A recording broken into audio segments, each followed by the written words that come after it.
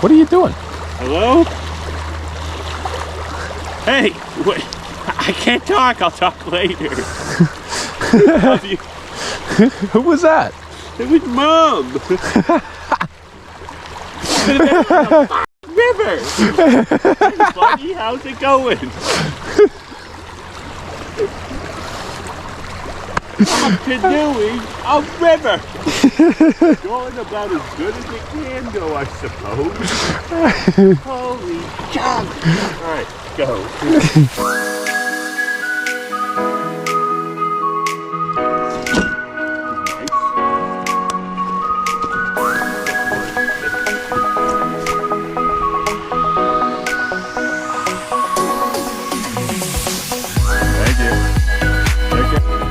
This is Andrew, 22 years old, one of the kindest people you'll ever meet, a stage 4 cancer survivor, business owner, and my brother from Michigan. I've been looking forward to having his company in my canoe since we first booked this trip a long time ago. We both got lucky that the 2 days leading up to launching on the Jefferson River, it bucketed rain in Montana. We just have to shift some things because it's the first day in the canoe, so it's listing to the left a little bit. And we're gonna...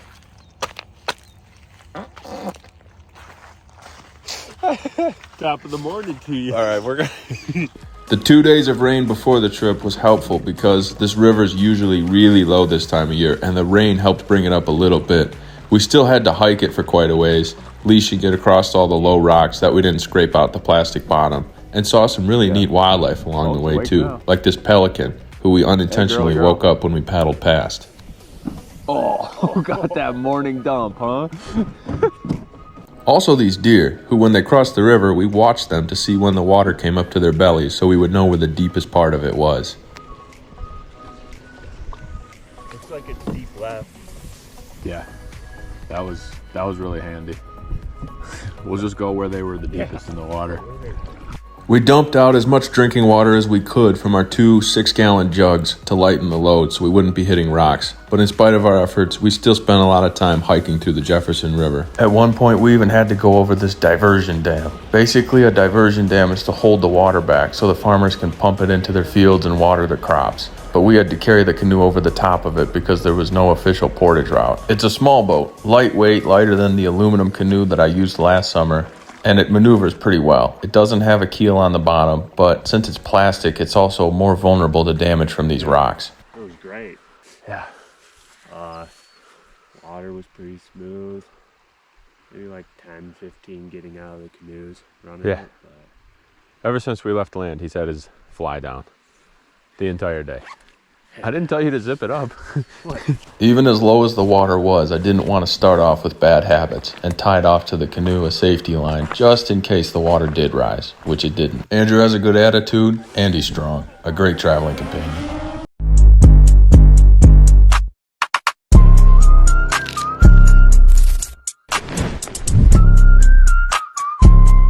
Oh, look how much the water went down last night.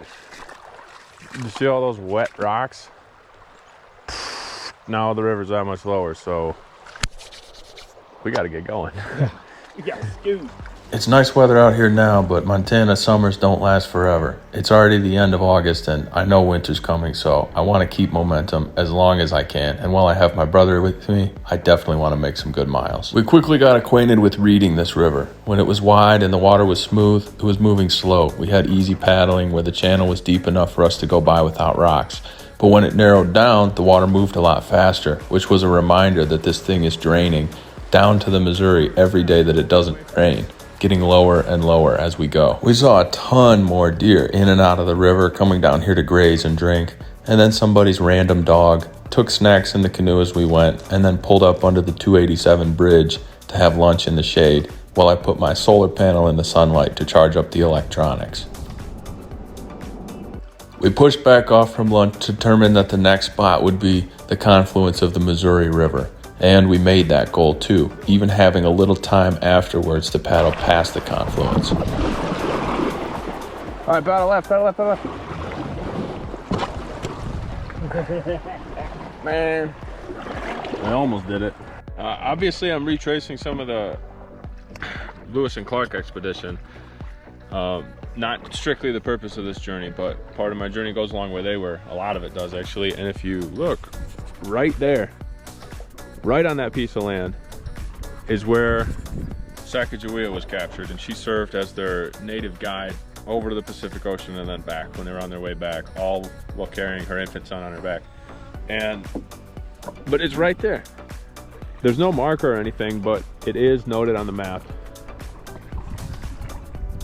And I wouldn't know it unless I read it, and I thought it was really cool that we're passing like right past the exact spot today. Not far past the site of the capture, we were at Three Forks, Montana, the confluence of the Missouri River. So there's the Jefferson River, what we just completed. And then this is the Madison River. That's the Missouri, where the two connect. And then just over the other side of that field is the Gallatin River, and it's gonna flow to the Missouri over there. Almost 2 days it took us to float from where I bought the canoe at Tom's place up at Mayflower Landing, the 44 miles to Three Forks, Montana, where these three rivers come together to form the Missouri, the longest river on the continent. I'll be paddling the entire thing down to the Mississippi and from there down to the Gulf of Mexico. I've got my brother with me for 2 weeks, and bagging out this river in just 2 days was a hell of a start.